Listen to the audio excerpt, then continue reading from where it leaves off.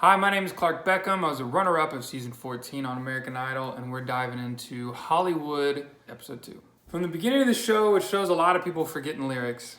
And this is always something that's a theme in group round, or this year, it's duets. I remember watching as a kid, like growing up, being like, why do people forget all these words? Like, it's crazy they have like at least a day to remember lyrics.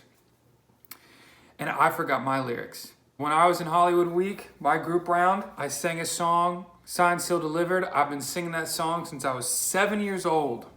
And I had just a short line, and I forgot the lyrics.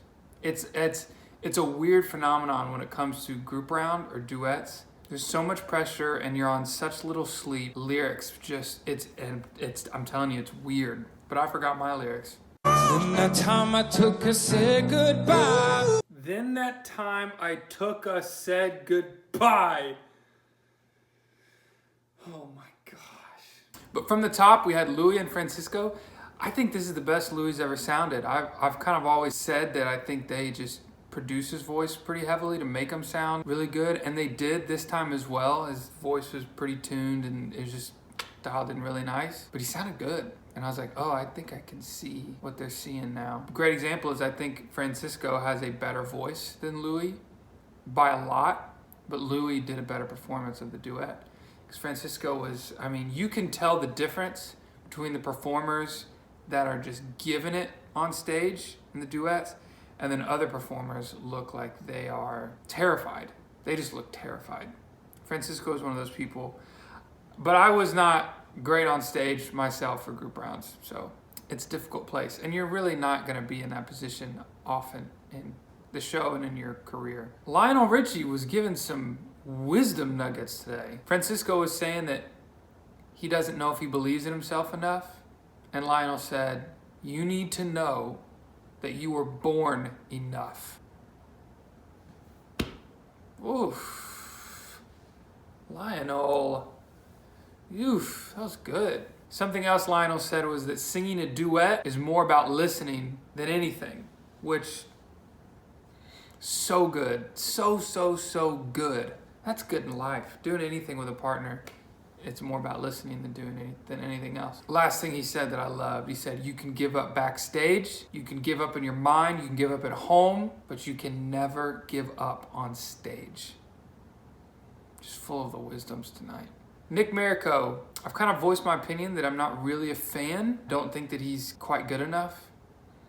But the dude just looks like a star. Right when he started singing, he just looks like a superstar. And his vocal's fine. He's not a bad singer. He's not the guy that looks good and can't sing. It's not him. And he can play piano, as I remember, decently enough. He needs to look up a little more, which is really common. He's doing the great things, but he just keeps looking down, which could mean he's insecure in these like superstar movements and stuff that he thinks he needs to do on stage, but they look good. He just needs to own it and keep his eyes open, because you're really gonna need to make love to the camera. He could be amazing at it, and he will be. I think he'll get that down. I didn't catch the name of this girl, how it's pronounced, but Issa and Olivia. Oof, they crushed. They surprised me. Olivia was belting notes. This is crazy to me. When you have a limited time of rehearsal and you add in like a synchronized harmony part, people don't realize how difficult that is, especially with little rehearsal time and stress and no sleep, and they nailed it. Peyton Aldridge.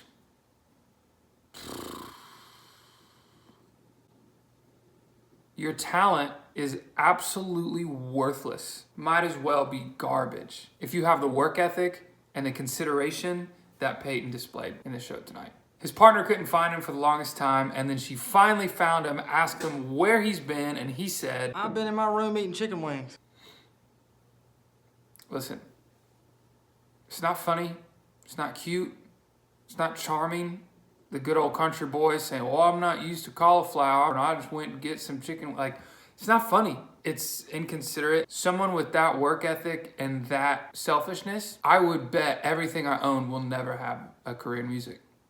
Unless he has a dramatic change in his attitude and in his philosophy and outlook on life and his career. With that attitude, you have to do so much hard work, and you have to work with people. People don't want to work with that.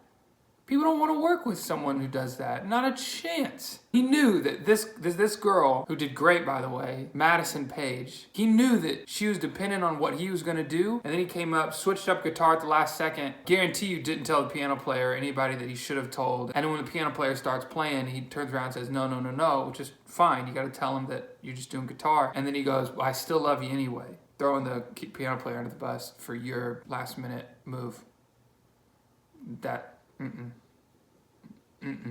no way. They sang, they did fine. Madison sounded great, and he's good. Like, he sounds great, and his guitar playing's nice, and he's got a great voice, but I don't care. And people in the industry won't either, at all. With that attitude and that extra stuff, nope. So at the very end, he kind of realized he screwed up, and he apologized, which was the right thing to do, and I was surprised by it. Kudos for that. He still should have gone home. Still should have gone home. You can't do that. I don't care. Like, I understand why they let him through, because the apology seemed very sincere, and there's a big chance that he will completely turn around. He saw that it wasn't funny at the end, but he needs to have repercussions for those actions, because they're absolutely inexcusable, and they're not funny, bro. They're not charming. Good old country boy. No, I have no tolerance for that. I could go on and on. And his guitar was out of tune. Bro, you switch up last minute, get the guitar, and your E string's flat. Like, come on. One thing I've noticed is that when people get cut and then the judges say, don't give up your dreams, don't give up your dreams, keep going. The contestants often will say, oh, I will, I won't stop, I'll be back next year, which is great.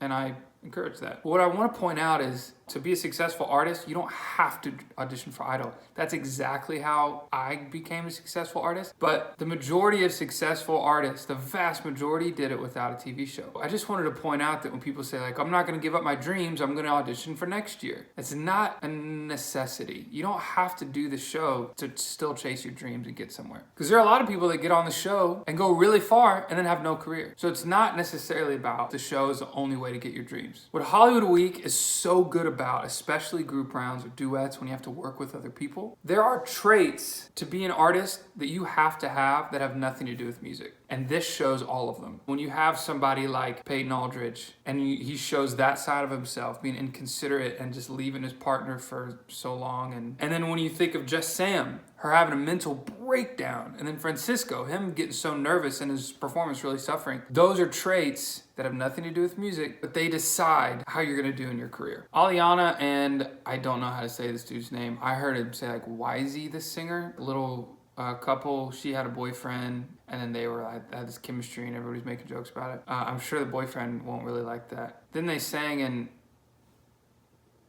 they weren't that good, so good for them for having some chemistry so they could get on camera for that, because otherwise they wouldn't have made it. Yo, they keep playing overdubs in interviews over the best parts of these songs, and it's driving me nuts. I don't know who's editing this. It happened with Sophia's song last week. She was singing Let It Be, and then came, and I just heard her start to wail, and right when she started, they went to an overdub of her talking. I want to hear her talk. I want to hear what she has to say after or before. She's killing it. And they did the same thing this week. Drives me nuts. Travis, Finley, and Genavive. And watch us when we go. Hold it in our Sing. heart. Guide us with your grace. Give us faith so we'll be saved.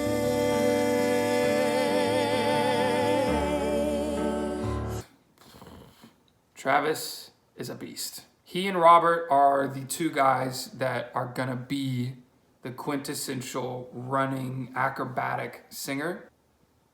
I don't know who's better. Robert has a crazy range. He's more interesting. Travis is super polished, super polished. They both do too much, which is common, but they both do too much. Genavive sounded good. What was interesting is they got Travis's voice nice and tuned and nice and crispy and fresh, and they didn't really touch her voice. They didn't tune her at all, which was interesting. Made me think that she was gonna go home. And then when Katie said, you still need to grow, but grow and make it through, that surprised me. I thought she was getting cut. The thing with the tuning and the vocal post-production that's just killing me and just taking away all the suspense, I know who's gonna make it. As soon as they start to sing, if their voice is tuned and like sounds good, they're gonna make it. I already know. And when I hear somebody start to sing like Kat and Alex, right when Alex started to sing, I could tell he's going home because his voice was super dry. It wasn't very clear in the mix, and there's only a guitar in his voice. He wasn't tuned at all. Like they didn't give him any help. And I knew he's going home. And the people who are super tuned, I already know they're gonna make it. It's kind of a bummer. Jonny West and Margie Mays. Every broken heart knows She's tuned. you hold me close. Oof. In the blink of an eye, Oof, he sounds good. whisper through smoke. He's tuned too. They're both going through. You can lose everything that you will Never know. Oof, sound good. So I'm gonna love you Sing. like I'm gonna lose you. Perfect example of someone forgetting the words and just keeping it together. Jonny West, like he forgot so much, but he just kept going and he didn't stop. And he just kept mumbling words when he didn't know the right ones. And he sounded amazing. That's how you do it. Yo, let me tell you something. I had a sneaky feeling last week, but this week confirmed to me, Jonny West is that dude. That dude's for real. He's a beast. He is. He's a beast. He's likable and he seems sweet and seems like a good boyfriend. I think they're boyfriend and girlfriend. I don't think they're married. To Margie, he's for real. And Margie sounds great too. She sounds wonderful. I thought they crushed it. So right when they started to sing, their voices were super well produced in post-production and they just sounded like $1,000,000. Jonny sounded awesome and then Margie sounded amazing. Their harmonies were great. Everything was in sync. And then Katie says, you guys barely making it through. That wasn't up to par. That wasn't very good. Which at first I was like, what did you hear? And then I thought, well, this is what happens when production is so nice to their voice that they sound like $1,000,000. Who knows what they sounded like in the room? You can't make a bad voice sound good. You just can't. So their voices are great no matter what. But who knows what was in the room and maybe they were pitchy and we don't know. We didn't hear the same thing that Katie heard that made her say that, but I thought they sounded great from what came out of my TV. Sanaya and Makayla. Help us to be one. Ooh, super tuned. In times when we don't know. Let this be our prayer. Piano player. When we lose our way.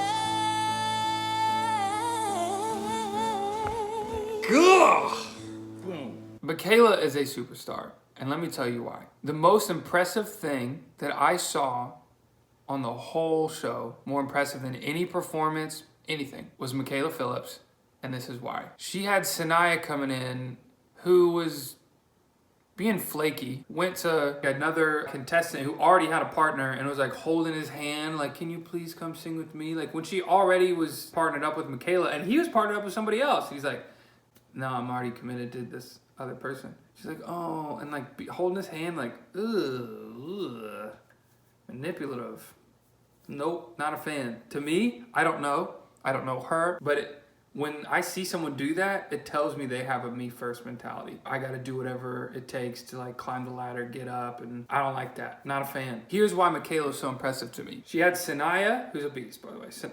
Let's not get that twisted. Sanaya's a great singer. Sanaya was like, let's do this song, The Prayer. Makayla didn't know it. It seemed to me that she'd never heard the song in her life. Here she is, Hollywood Week. She has to learn something with little sleep, high stakes, high pressure, and she has to learn the prayer. I heard somebody say like, well, you know, it seems harder than it really is.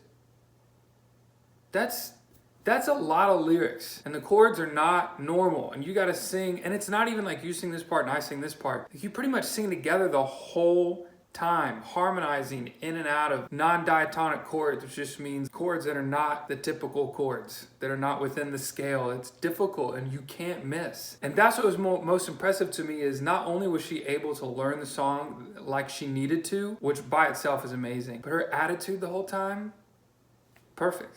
She would sing something and then Sanaya would say, no, that's not right. She said, okay, great, tell me what it is. Sing that for me. Teach me that real quick. I looked like she had her phone out recording things. Positive the whole time. I would have been like, we need to do a different song. But she just went into it, and that's confidence in herself, big time. There's so many attributes that have to happen for you to be a successful artist that have nothing to do with music, and Hollywood Week shows all of them. She checked every box. And then she sounds like that. She's got all this work ethic and all this positive attitude and this ability to learn songs under high stress and work really well with people. And then she sounds like she sounds.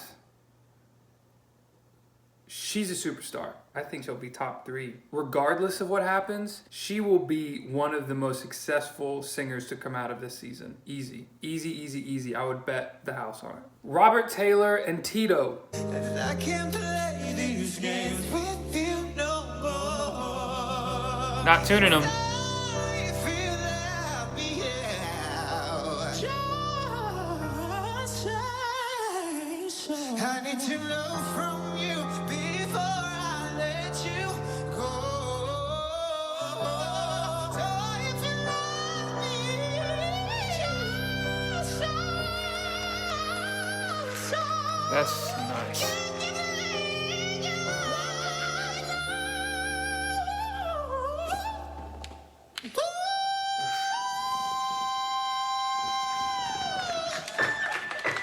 That C again.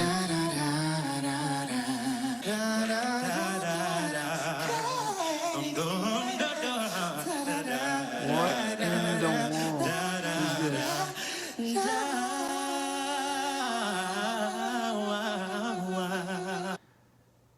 Yikes. They came together, they're roommates, they're good friends, they get along well, they're both crazy acrobatic type singers. They picked a song. It didn't sound like a song. I didn't hear any lyrics.